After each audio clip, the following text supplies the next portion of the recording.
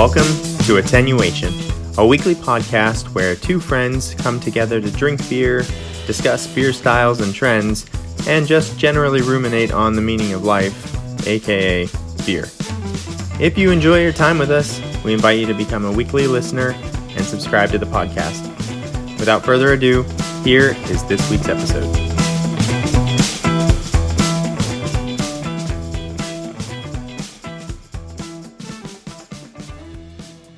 Hello, and welcome to episode 17 of Attenuation, a beer podcast. My name is Jason, and I'm joined by my best friend since 8th grade. That's Steven. Hello. I was thinking about something else, and then I was like, oh, crap. Usually I have to sit here ready to do it, and yeah. We had it down on 16, so we can't backtrack now. All right.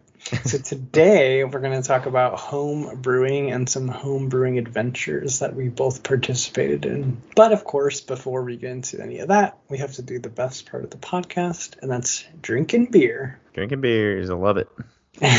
So I will introduce my beer, give some nose notes, and I'll pass it over to Steven. So I have today a beer from Other Half Brewing, and they're based out of New York. And this is Vapor Rings. So this is a New England style IPA, and it's 8.4%. And I have loved everything I've had from Other Half.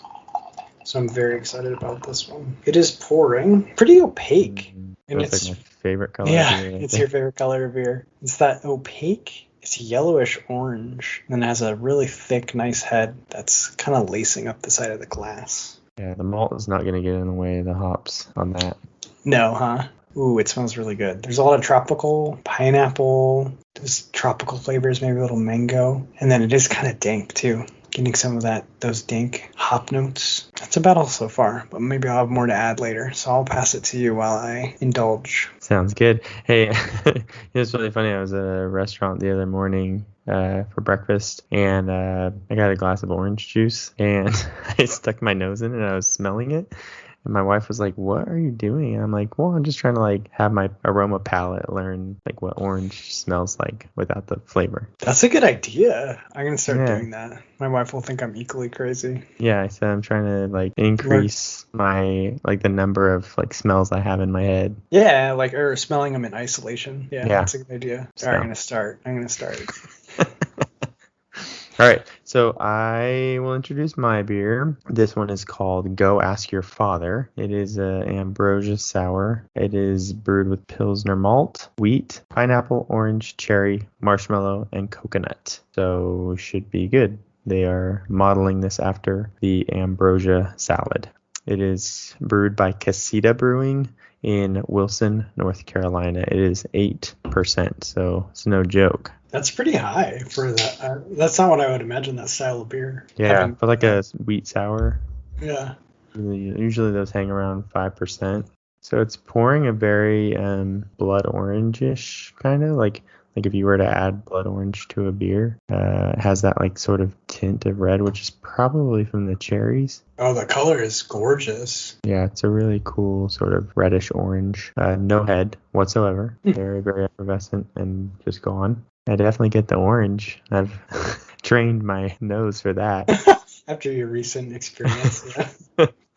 I get the coconut and a little bit of the pineapple. Not strong, but a little bit on the nose. So pineapple, orange, coconut for sure. Not really cherry or marshmallow. So I've gotten a few of the flavors on the nose. Orange is probably the strongest, and coconut. Orange and coconut for sure. I will dive into this. All right, perfect. Okay, so this Vapor Rings is very good. It's really sweet initially, and I get a ton of pineapple, and then I'm almost getting orange rind, and then there's just really dank hops that just coat your mouth, and then it's drying my mouth out too, so it has it's very dry almost, and then it has a really long finish, and I'm almost getting strawberry on the finish. Oh, nice. It's crazy, and that like really long hoppy finish, and then I'm almost getting like berries at the end. Definitely, a thumbs up on this one. I really like it. Nice. I love when I get strawberry out of the hops. Yeah, it's only at the end there. Like I can, even now that you mention it, I feel like I could. It's really dry. Like it's drying my mouth out like crazy. So it's really interesting. I like it, and 8.4% too. So yeah, it's a strong one, and Okay, no cool. alcohol. Like I'm not detecting any alcohol, which Awesome. I always prefer that. Yeah, so definitely a good one. Cool. Yeah, other half for the win.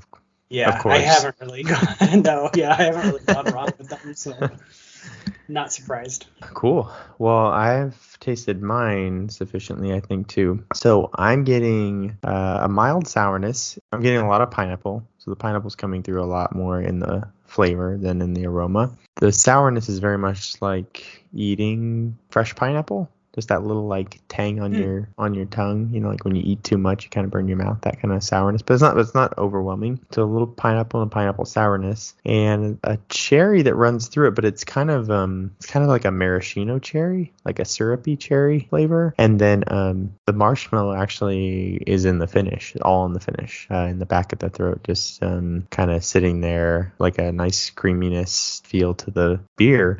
But also, like yours, mine is very dry. Surprisingly, it's kind of sweet. Like it's a sweet beer with all those fruits, but it is ending very dry. That sounds awesome. Yeah, it's pretty good, and it's at 8% and zero alcohol flavor. Huh, that's really cool. It sounds like they pulled it off. Yeah, it's very good. I had never heard of this Casita Brewing. I think this is one I just got on Tavor, but it's a win. It's a winner. Nice, 2 thumbs up. So start of a good episode. All right, cool. Did we drink bad beer on here? Yeah, I think. I guess we've had a few bad ones. Remember that one that was I could barely even drink? Yeah, so you had that one. It was the barrel aged. Oh, the barrel aged one. I didn't like that one. The barrel aged, the Lady Marmalade or whatever. You really liked the non-barrel aged one. Yeah, but the you regular. Didn't like the barrel aged one. I liked the Miss Marmalade. I didn't like the Lady Marmalade. Yeah. Yes, and then I think I've had a couple that I'm so positive. I have trouble saying something is bad, but I've definitely had some that I'm like, I don't think I gave thumbs up to. We should be keeping like a record. That'd be kind of cool. Yeah. I mean, we technically have a record. Wait, are we recording this? Wait, did you hit record? Oh, good. Okay, I see it up in the corner there. Yeah, I guess I could go through. Maybe I'll do that. It'd be kind of cool. We can have a record of everything too, so that we can give it a thumbs up or a thumbs down. But yeah, we've done so far so good, I think. Yeah, we don't usually pick bad beer.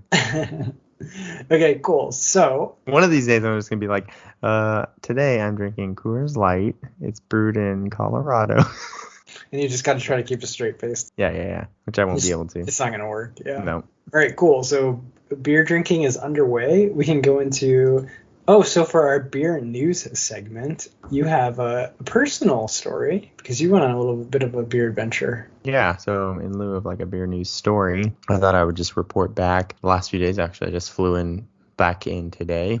I've been in Idaho, where my brother lives, so we've been visiting family there. And my brother actually asked me, hey, while you're up here, do you want to go to any breweries? I was like, yeah, sure. I mean, I've never heard of Idaho being known for its craft beer, but I started actually following a couple on Instagram a few weeks ago when I was trying to find some breweries up there. And my brother lives fairly close to Twin Falls, Idaho. So I found one there that was open the night that we wanted to go out, and it was called Koto Brewing. Koto. And I looked at the tap list, I think, briefly, but I didn't really know much going in. Followed them on Instagram for a few weeks. They looked like a fun place. It ended up being a really, really good experience, like awesome experience. Our waitress was cool. And looking over the tap list, it was kind of interesting. So they had their own stuff. They had like a couple IPAs, a hazy, a double IPA. They had their own lager, their own amber, and then a porter. So they kind of covered the gamut of the normal styles, and they did them all well. I tasted most of them. The only one I really didn't care for was their blonde ale, but everything else was fantastic. The porter was very good, and the double IPA was my favorite. It's called Disco Leg, but the atmosphere was great. But the really cool thing about the tap list, so other than Koto's own brews, they had a bunch of other stuff on tap. They had some ciders on tap, and they had a bunch of bottle stuff. And I'm looking at this menu thinking, holy crap, these guys know their beer. They had Firestone's Parabola available. They had a couple things from Fremont, both on tap and in a bottle. They actually had a Fremont, it's called Fremont 5000. It's a barley wine, and I so wanted to try it, but you had to buy the bottle. It was a 22-ounce bottle. That's a big commitment. Yeah. Nobody at the table was going to share that with me either. So. Yeah, if I was there, I would have drank it with you. Yeah, so we didn't do that, but the Parabola was only a 12-ounce bottle, and that was plenty. Other than the 3 people with me tasting it, like taking a sip and tasting it, I drank that whole thing, and that was a lot. Like, yeah, we could have easily shared that 4 ways, like evenly 4 ways, and all been like satisfied and sipped on it for a while. Like, it is such a complex beer. It's like drinking a whiskey in a way. Like, you just kind of sip on it, enjoy all the complexity of flavors stuff. Oh, 100%. And it's super strong. So I don't even recall like off the top of my head, but I feel like it's in the 2-digit ABV. Yeah, it was like 13.6 yeah. or something like that. Yeah. Yeah, definitely had a little kick to it. That's awesome. They had all that stuff. Yeah, they had a great divide. They just had some really cool stuff, like legit stuff on tap and in bottles, as well as their amazing brews. So, and they had a band that came and was playing all these cool cover songs, and it was just a really, really fun atmosphere. Like I said, great service, and they, of course, I hate talking to people, but I guess you get your whole bottle of Parabola in me. I like to talk a little more. So I was just like chatting up the waitress with that I told her we had a beer podcast. What'd you think about that? Yeah, she thought it was cool. She asked me what the name of it was, and I said Attenuation, and I knew she would never remember that. Yeah, it's not the most easy to recall name, I think. But no, it was really fun, very fun. So good times at Coda Brewing in Twin Falls. If you're ever in the area, check it out. All right, cool. That's good advice, and it's cool they have a place like that. That's really cool. I went to me and my wife went before we were married. Actually, went to Monterey, and I'm not gonna remember what it's called, but there was a very similar kind of setup. It was like a restaurant brewery, and they made like 4 or 5 beers. But then they just had a bunch of stuff on tap, and they actually had bottles too. And it was such a fun experience because we tried one of their beers that they made, but then also they have this incredible tap list. And I ended up drinking, it's some monk beer. I don't remember what it's called, but it's kind of hard to find, and it's super highly rated, and they had bottles of it, so it was really fun. So yeah, I think I know exactly what you're talking about. Actually. Oh, do you? I've been to that same place, and what was really funny is they didn't end up having they didn't have anything of their own on tap at the time. I don't know what happened there. Okay. And so we were like, oh, okay. So I ended up drinking a briny melon because they had that on tap. Nice. It was pretty awesome. Yeah, they have crazy stuff. I remember they had because my wife was super excited. They had Cali Creamin' on tap, and she loves that beer. So it's kind of cool when you get cool stuff like that on tap. Nice. All right, I'll keep that in mind if I'm ever in Idaho. you ever randomly wake up and find yourself in southern Idaho? Very low probability, but I'll know exactly what I'm going to do. Awesome. All right, so we can jump into the main topic, which is both kind of just a rundown of home brewing as a hobby and an adventure, and then kind of both of our experiences. Steven is more well versed in home brewing, but I actually I lived with somebody that home brewed, so I assisted him a number of times. So I've seen the process, but I've never driven the process on my own. Yeah, you're probably actually more experienced than I am, but no, I was just an apprentice. Because you watch somebody who probably knew what they were doing. Me, on the other hand, I haven't really been successful. I've been successful basically one time. I think I've made beer every time. Yeah, you've made beer. So give us a rundown of what do we do if we want to do a homebrew? We'll talk a little bit about the different methods later, but generally speaking, what you're going to do is you're going to use some sort of mix of grains. Like we talk about occasionally, the beer is brewed with wheat or it's brewed with barley. There's all sorts of different colors and roasts of barley, but you're using some combination of grains to get sugar. The other kind of point I'll just quickly make is that even in your darker beers, you usually always use a lighter malt as well, a lighter barley, like a Pilsner malt or something.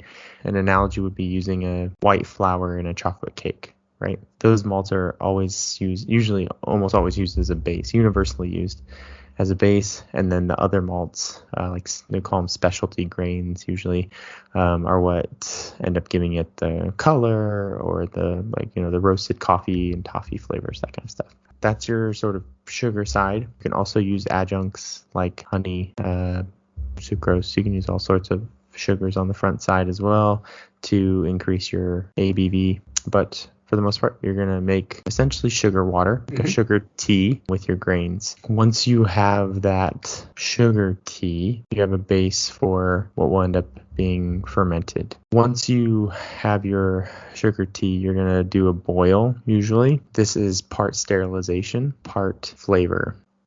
Early hop additions are going to give bitterness and a little bit of flavors and aromas, but for the most part, bitterness. And then you'll have different hop schedules, like maybe 30 minutes into the boil, you add a certain hop, then maybe 50 minutes into the boil, you add another hop, and 60 minutes, you add another hop, and that's your 60-minute boil. You're going to take that off the heat and cool it as quickly as possible. Best way to do it is to have a wort chiller. It's just like tubing.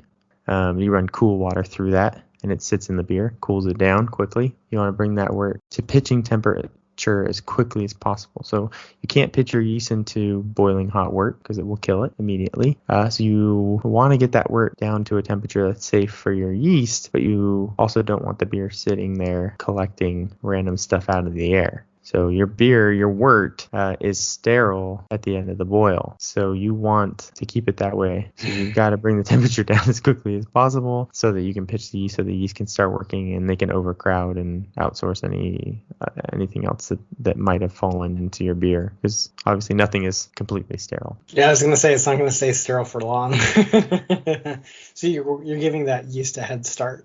That's funny because, well, I don't mean to interject, but I remember... Oh, please do. the first time we brewed. I remember this part very vividly because I think we made like 50 mistakes. But I think one of the main mistakes we made is, do you remember we were doing our boil and we were adding, I think we were using an extract. We were using a full grain. Yeah. And we never thought about this. So you make a million mistakes and then you learn from them. But when we poured the extract in, I think it's very thick and viscous. So it sunk all the way to the bottom and it kind of just sat on the bottom. So we just had a giant gas. It's like a gas stove. What would you call that? Yeah, it's like a burner, a propane burner. We had a giant propane burner, like much bigger than you'd have in your kitchen. We had a big stainless steel pot on there. And we poured the extract in, and without thinking about it, it just kind of all goes right to the bottom of the pan and just sits there. And if anyone has any experience with cooking, you'll know that if something just sitting on the very bottom of the pan, getting all that basically direct heat from the burner, it burns. So we didn't find this out till much later, but I think we burned the crap out of the extract.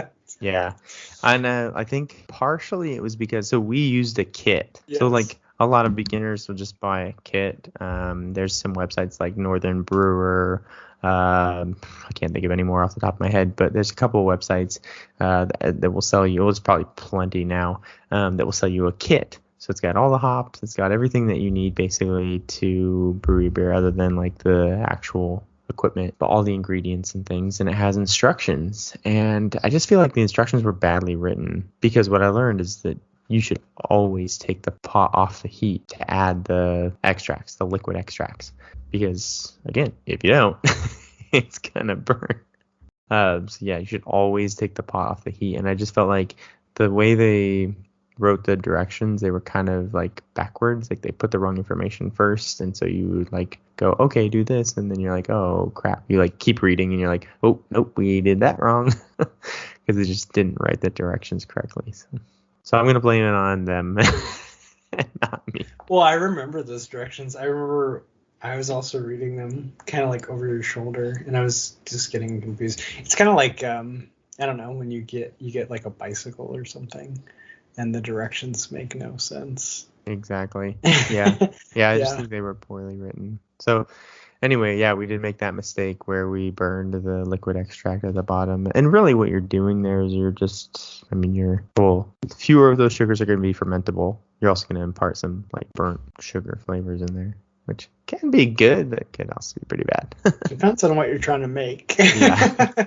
And we were brewing an amber. Ah, that's true. So not the maybe- worst. Yeah, not the worst thing. Like maybe turning it into a brown Yeah. instead of an amber.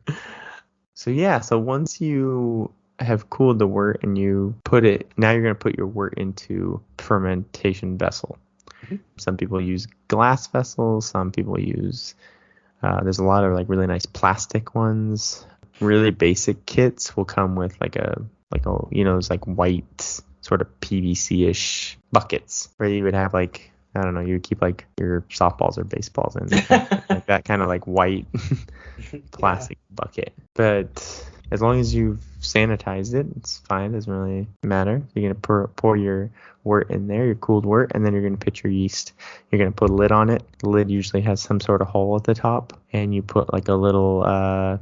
It's a little stopper with a ball in it. And then when I brewed with my buddy, he always poured like vodka in it. Oh, really?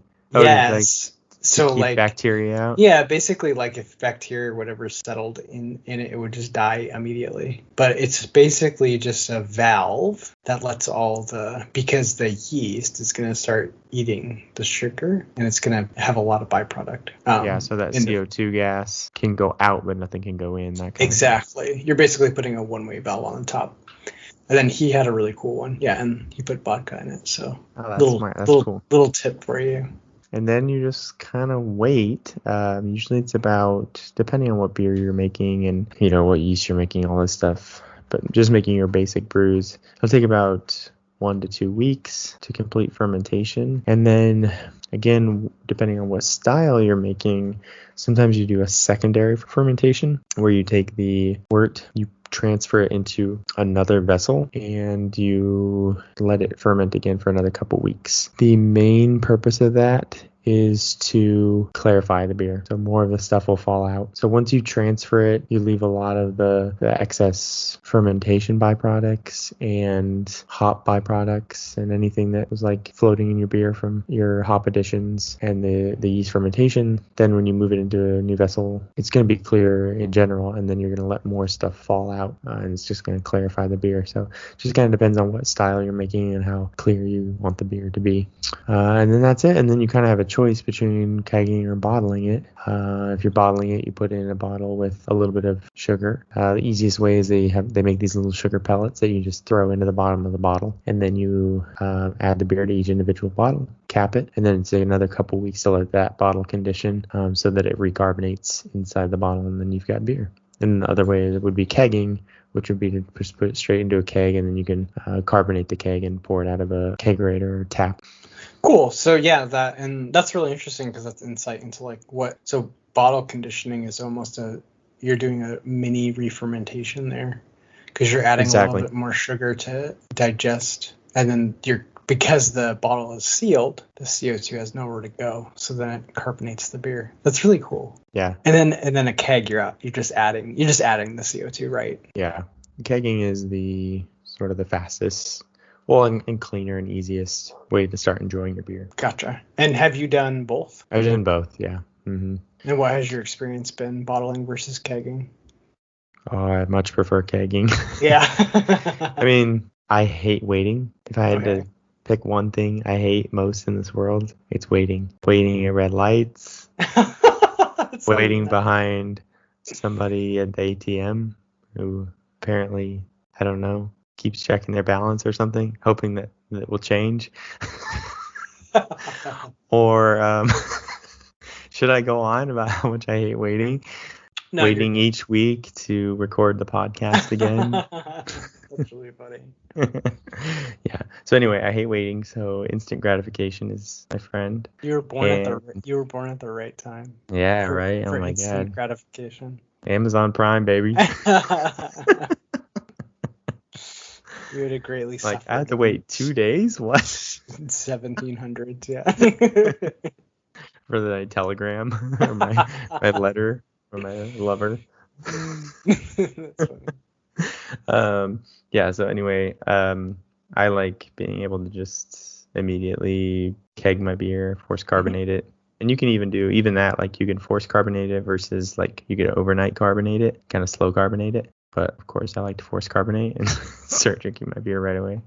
It's weird, like I never actually thought about this until this moment, but now, like the romantic in me is like I only want to drink bottle conditioned beer because it's like I don't know, there's something about the carbonation being like a natural byproduct of the beer that's so cool. Instead of like, I mean, it really doesn't matter, but Yeah, it's just kind of cool when like the beer is producing its own carbonation it versus is cool. forced carbonating it. Yeah. Yeah, it is cool. But yeah, just even the process too of sanitizing every single bottle individually Oh yeah, I didn't think about that. and then filling each bottle individually. Depending on like what kind of like what your equipment setup and stuff, it just makes it very, very, very difficult to fill each bottle and then cap them, and you're just trying to keep everything clean and sanitary, and it's just it's a lot. There's a lot more surface area for error, I feel. 100%. Yeah. Well, that's cool. So, yeah, that's like a basic rundown of the entire process. So you talked about extract versus all grain, and I know we've done extract, but I had experience brewing with my old roommate, and he was a savage. He did all grain brewing, so he sort of added a bunch of steps. He actually made his own mill. He found these two basically like rolling wheels online, and then he purchased an electric motor, and he built his own little mill where he could actually increase or decrease the distance between the two rollers, because you can kind of control. Basically, you're going to buy a bunch of grain, and then I'm going to fail on a technical term for it, but you mill it basically, where you're going to put it through this mill, and then you want it to crack the grain because you want to expose what's inside to the water so you can get the sugar out, but you don't want to crush it like completely. So there's a whole art there of like the width between the two rollers. So he would actually do that process. So that was crazy. So then you're buying your grain bill like individually, and you mix it up, and then you're putting it all through the mill basically, and then you're doing your adding your water and doing your, that would be called mash, right? So what's nice if you do, and I think for me, if I was going to do my own, I would definitely start with just doing the extract because you get to skip all those steps, and those require like, not only do they require additional steps and expertise, but they require a lot of additional equipment that you just wouldn't need. But he had been doing this for a while, so he had started, I think, I could be wrong, but I think he started at extract, but he kind of wanted to get to the point where he was doing like the whole process. And the funny thing is like he wasn't, and I kind of wanted to touch on this, is like it's this whole hobby that's adjacent to craft beer, I feel, but it's like it's a Venn diagram. Like the overlap is not perfect, because the funny thing for him was like he really liked process engineering, and so his hobby was more process engineering and less beer. He just really liked to, he wanted to like design a process and then brew the beer and then refine the process. So like isolate mistakes and then edit them out of the process. So the process is getting better and better. So it's kind of cool because it's like, it's a different hobby. Like he's still getting beer at the end of it. But for him, improving the process was very interesting, more so than like, obviously the end result is a result of the process. But yeah, it was really cool. So he was always kind of tweaking things or refining things to get a better end product. But his real interest was in getting the process good. And we, his roommates, drank most of the beer. So it was really that's a perfect situation. Yeah, it was a symbiotic relationship. That's great. Yeah, you know what's really funny is that when you kind of research home brewing online and you're trying to get like help and tips, and you're watching YouTube videos and stuff, it's really interesting because it's mostly, a lot of that information is geared toward all grain brewing. And if you're like trying to find a recipe for a beer or something, a lot of it is all grain, and it's not always easy to figure out how to convert that to a extract recipe. Some will like give you both. They'll tell you like if you're doing extract, use this, but not always. The bad thing about that is for me, I don't think I ever want to all grain brew. And that's just really because I just don't really want to have all that extra equipment and have all that extra hassle. I like the process of home brewing, and I feel like for me, in terms of my craft beer hobby, I want to at least be able to explain the process and understand the process of how a beer is made. So that's kind of what drives me to home brew. I've said before, it does not save you any money, really. It takes so much equipment and work, and you can't really guarantee that you're going to have a great beer at the end too. And then you also have a lot of beer of one style, and maybe it's like a mediocre beer, and it's like, are you really going to drink all of that beer before it goes bad? So. Yeah, that's a good point. You're committing to a lot when you're making it. Yeah, unless you're like brewing it for like an event and you're gonna have everybody come drink it or something like that. You're gonna have a lot of friends over. Other than that, it's like, wait. And when you think about it, you're like, I'm gonna have to drink 2 pints of this every night for like 3 months straight. You're gonna definitely get sick of it. I don't care how good it is. Yeah. What you said there is really interesting, and I didn't actually know this, but what you're talking about is like, so if you go online, if you have a favorite beer and you go online, you can find, I think they're referred to as clones, but people will basically try to reverse engineer the grain bill and the hop additions so that you can try to make a beer that you really like.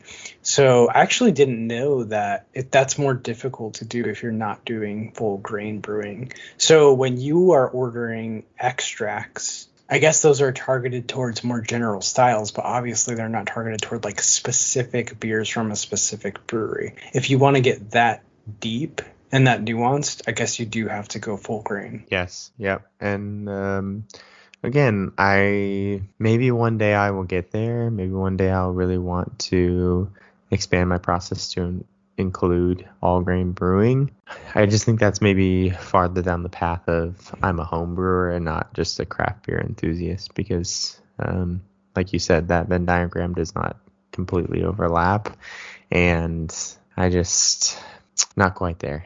Well, and that's okay. Like in that Venn diagram, I'm all the way over in the circle that just says drinking beer, like as far as you can get from the other circle that says brewing beer, because I have zero interest, but I do have a lot of fun I had fun watching my old roommate brew beer. I had fun helping you brew beer, because it is cool to try to understand the process more, but ultimately I just want to enjoy the end product, because I know that I'm not good at it, and like I do recognize that it's like all things, like if you want to get good at something, you just have to do it over and over and over again, and then you refine that process and you learn from your mistakes. And so the distance between me home brewing a good beer and where I am right now is I recognize that's a huge gulf, and I don't really want to dedicate the time to do that when I could just go to Total Wine and buy beers from people who have invested that time in mastering that process.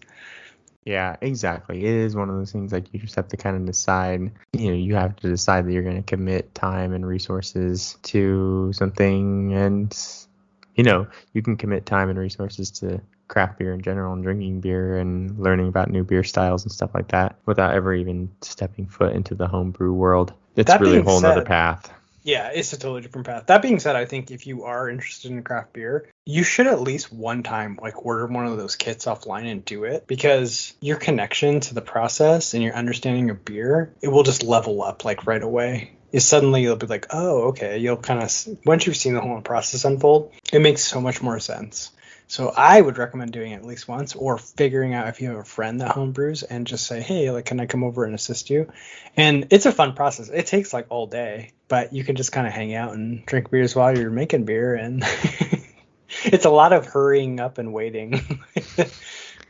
Yeah, exactly. Yeah, you forget that like a 60-minute boil, like you literally have to sit there and watch this thing boil for 60 minutes because the minute you look away, what happens? Freaking boils over like every time. Every time you look away, it will boil over. So don't ever look away. Yeah, so you actually really want a friend over to like help you Yeah. kill those hours that Right. arise during the process. So from here, we'll talk about a few of the mistakes I've made because, well, let me tell you about because really there's only a couple of experience I've had home brewing. The first one was with you, that one where we burnt the sugar. That was really kind of the main mistake. That was the one I bottled as well. Okay. Yeah. And it was just a really, really strenuous process. But 2 weeks later, I had a beer. The hardest part about that first time I homebrewed was I still was kind of learning like what style of beer I liked and still trying to get into different styles of craft beer. And I mainly brewed an amber just because it was like a very easy style to brew, and my wife liked ambers, and I just thought like, oh, we're gonna have a bunch of beers, I want that. I want something that maybe we'll drink. When I tried it, I didn't like it. I think a lot of those burnt flavors came through. Maybe that's what made the beer bad. I don't know whether if I tried it right now, I would think differently or the same about it. But I for sure did not think it tasted good. And it definitely looked a lot darker than I thought it was going to be because I think of those burnt sugars. The other reason that the beer can be darker, and I don't know if we want to talk about this now, but the full boil versus partial boil. Most of the time when you're home brewing, you're making a 5-gallon batch. That's kind of your basic homebrew batch amount. So a partial boil is where you use about 3 gallons of water during your boil and all your hop additions and all that stuff. And that's just because really equipment wise, you're just using a smaller vessel. You just figure that if you're home brewing and you're at the beginner stage, your equipment is small. And so you're doing like a 3-gallon boil. And then once your boil is done, you add distilled water to bring it up to 5 gallons. So there's a couple gallons of water that didn't go through the boil process. Oh, okay. You're cheating a couple of gallons in. And you're using distilled water because you know that's sterile. Yes. Okay. Yeah, you want to add sterile water to the beer for sure, if you can. The problem with that, though, is when you add those malt extracts, especially the liquid, it cooks for 60 minutes. It's going to brown up, and it's going to brown up even more in a 3-gallon boil as opposed to doing a 5 or 6-gallon boil. So your beer's going to be darker. Like it's going to be darker in color. Like maybe not darker in flavor, but darker in color for sure, because those malts are going to present their color more in the more concentrated wort. The other thing too is and this is I didn't even know, like this is the problem with like a lot of these beer kits, the instructions are bad and there's just a lot of information you just don't know. But really you don't actually have to add your malts in until pretty late in the boil if you want. You want them to be sterile, but other than that you're just adding, especially extract brewing, you're just adding sugar to the water. It doesn't matter as long as it's sterile at the end. So if you don't really want to like quote unquote cook your malt extracts and get too much color out of them, you just add them really late in the boil. Just take the water off the thing so you don't burn them. Take the water off the heat, put them in, and then put them right back on and bring it back up to boiling. And for the last 20 minutes of the boil, and then you don't get too much of that color. So Gotcha. That's something they don't really teach you about extract brewing that it's really good to know. Well, you saved a bunch of people on a burnt beer. I have started, so early on I was doing partial boils. I've moved now to a bigger vessel so I can do a full boil because I want the color to be true to what I'm making. And it's just easier and less chance of adding in something you don't want in there by adding unboiled water. Yeah, if all the water's been boiled, at least it's sterile. The other things too I wish I'd known is they have these hop baskets. So it's like a thin wire basket that you can put your hops in, and then you drop that into the water. And so you'll get a lot of the oils and stuff, but you don't get a lot of the extra material. Because the last time I brewed, I did a hazy IPA, which of course is going to be hazy. There's going to be like material floating in it. but there was too much. Even by the time I had drained a bunch off, once I put it in the keg, it clogged up my keg, all that stuff. Clogged up the Oh tube. no. So I ended up having to It was too hazy. yeah, exactly. And so if I had used a hot basket, it would have been better because I wouldn't have had so much hot material left in my fermentation. So that's a good thing. Hot baskets for sure. Or even any sort of like grain bag, like a tea bag kind of thing. Just add your hop pellets in that and put that in just to keep from having too much random material in the beer. Trying to think of the other things, other mistakes I made. That was a kind of a big one, was that keg being clogged up, because then I had to try to like get the beer back out of the keg, clarify it a little bit, and then put it back in the keg, and just too many transfers, Yeah, that doesn't sound fun. Yeah, like it's just too many transfers and too many things to try and keep sterile during that whole process, and it was a mess. But the beer came out pretty good. It was a decent hazy IPA. It just didn't last very long, and I think probably because, during all those transfers and things, I probably introduced something that shouldn't have been in there and ended up spoiling the beer later. But my second attempt was with you. I think we did an amber again. Yeah, I think we corrected some of the mistakes of the past. Yeah, and you know what? We made other mistakes. Well, the downfall of that one was that I was very much gung-ho about getting a kegerator. Okay. Because I did not want to go through the bottling process again. Right. So I was like, I'm going to get a kegerator. So we had like brewed, and then it was like fermentation, right? So we're like a week out from either bottling or kegging. And the whole time I'm thinking, like, I want a kegerator. I got to figure this out. I got to do all this stuff. And like, I got to get kegs. And it was just this huge process of learning like what kegs I needed and what connections and tubing I needed and all this stuff, and which kegerator I was going to buy. And by the time I did all that and figured out like what I wanted to do, I had like just left the beer so long because like I was indecisive about bottling it or kegging it. And so I think I just let it go too long. And then I was like, oh crap, I need to bottle this because I don't have a keg. And the bottling process was just hurried and it was bad. So what you're saying is before you brew, make sure you know what you're going to do with it at the end. If it's going into kegs or a bottle. That's really funny. Yeah, but I think our brew process in general before that was much better. Yeah, I think we did take it off the heat when we added the extract, so it didn't burn at that time. I think we did that on the eve of going to the beer festival too. Is that right? Yeah, we were like awesome. Gonna fly out the next day. That was pretty exciting. We were really nerding out about beer. Yeah, definitely.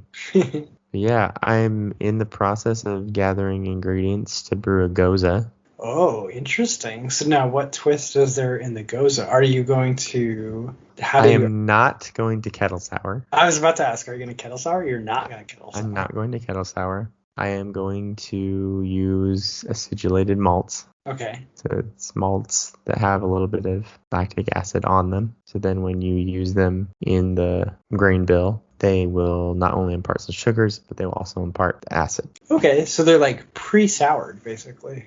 So Exactly. You don't have to worry about, yeah. Oh, that's really cool. I didn't know that was an option. Yeah, so that's kind of the other, like that's the first sheet.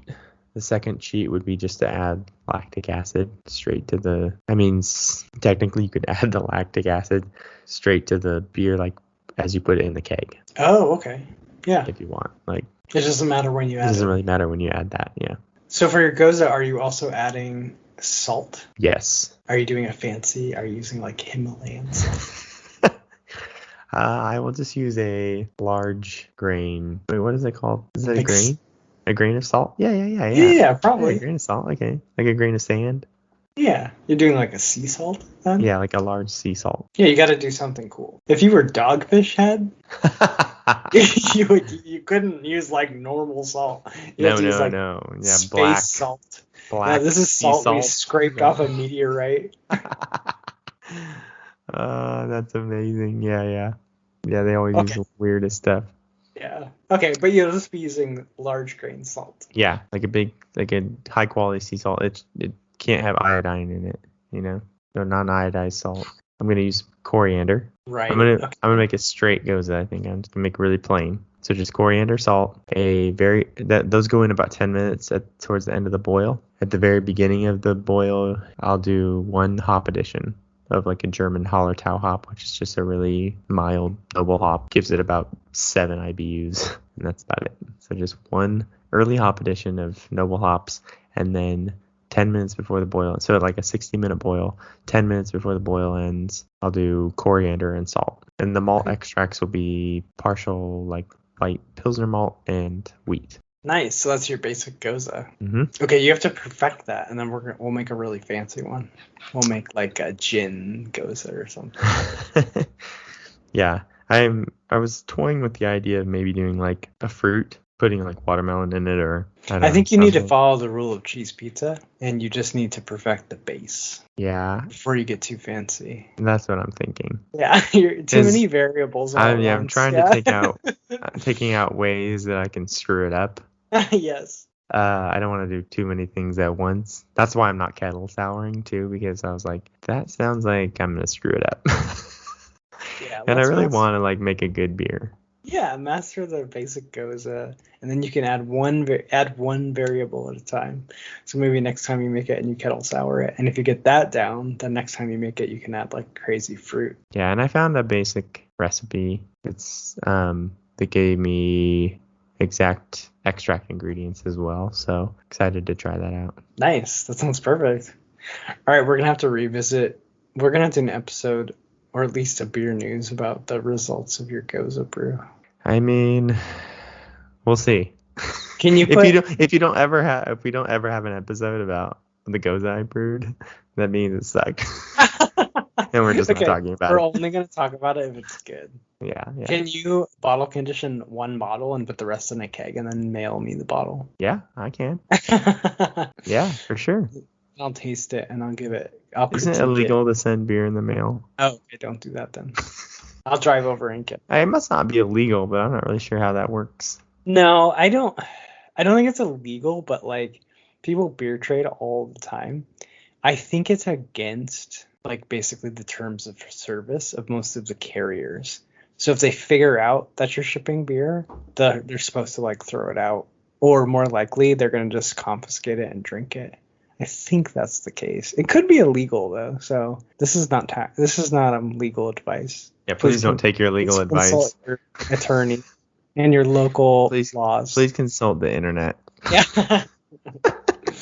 Don't listen to us. For very good advice. If it's 100% legal, you should mail me one. Okay. And then I'll drink it on an episode of the podcast, and I'll give it a thumbs down. No, just kidding. I'm sure it'll ouch. All right. Well, I'm sorry. Don't mean to end on an insult. This is just jokes. But we make fun of each other. Do you have any other like tips or lessons learned for somebody if they want to try to homebrew on their own for the first time? So I would say buy a kit. Read through the instructions a couple times before you start. Yes, thoroughly through.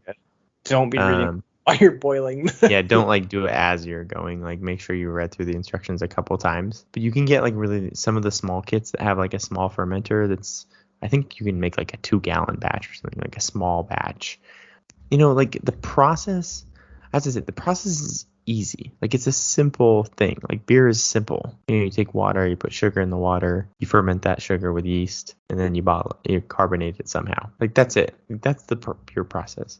So it's very easy. When you get like really into it, it becomes very difficult to make like really, really good beer. But you can make beer. And like really, you'll see that a lot too on like forums of like, oh, what if I do this, or can I do this or this? And the response from the pro or whatever is always like, you're gonna have beer at the end. Like most likely you're gonna have some sort of beer at the end. Like maybe it's not that good, or you know, but like you're gonna have beer. If you make sugar water and you put yeast in it, you're gonna have beer at the end. So just if you're gonna get into the hobby, like embrace the process and enjoy that it's a simple process, and that you can like, it can be very complicated if you want. And just find your level of complicated that you want and brew the beer right there. And then as you learn more and fix your mistakes and stuff, if you want to take the hobby further, move into more complicated brewing styles. But again, I don't know if I'll ever move into all grain brewing. I think I'll just kind of try and find my happy spot in the extract brewing world. Yeah, no, that's cool. That's good advice. I'll definitely have to try. I might have to do a kit and at least try to do it on my own at least once, just to appreciate the process. But like you said, I don't, it's not for me, but it's definitely cool. And I definitely appreciate people that can do it. It's pretty fascinating to be able to pull that off. But yeah, like you said, it's as complex as you want it to be. And it's really that mastery of making a really good beer and then being able to scale up to where you're actually producing an amount that you can sell. That's very impressive. And then even all the like chemistry of like your specific gravity and pH and all that stuff, mastering that, and also managing the temperature of everything, because I don't do that. Like once I'm fermenting, like it's just in a closet like in my house, and that's the temperature it's going to ferment at. Like I don't actively manage the temperature of the fermentation, which obviously brewers are doing, Right. Yeah. They're not going to just leave it as a chance.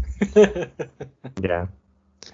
So there's like things that like you can complicate or make harder, or you can just make beer like kind of the old fashioned way, just homebrewing.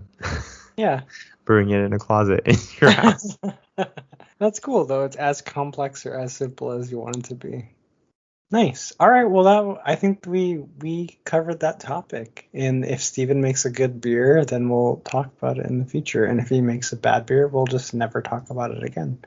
If you, yeah, just so you know, I like if you were hoping to get on this podcast and learn everything there is to know about home brewing, you got on the wrong podcast because I don't know jack. But we've tried. We tried it enough time that I know. Definitely speak to it and know some of the mistakes. Yeah, I know all the mistakes. Yeah. No, you don't know all of them. But you know a good deal of them. True. All right. Well, if you want to reach out to us, you can reach us at a couple places. We do have an Instagram where we have over 40 followers, and that is attenuation.podcast. And if you want to email us a little bit more directly, you can email us at contact.attenuation@gmail.com. And I think that's it for this episode 17 of Attenuation. So my name is Jason, and I'm joined by my best friend since 8th grade. That's Steven. And you almost messed that up. That's me. I think I stole your line.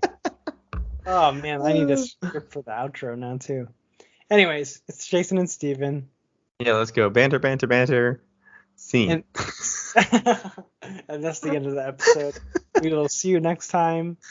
Cheers and farewell. All right. Cheers, buddy. Thanks for listening to this week's episode of Attenuation, a beer podcast. Don't forget to subscribe to the podcast and follow us on Instagram or Facebook for more fun content. Catch you next week. Cheers.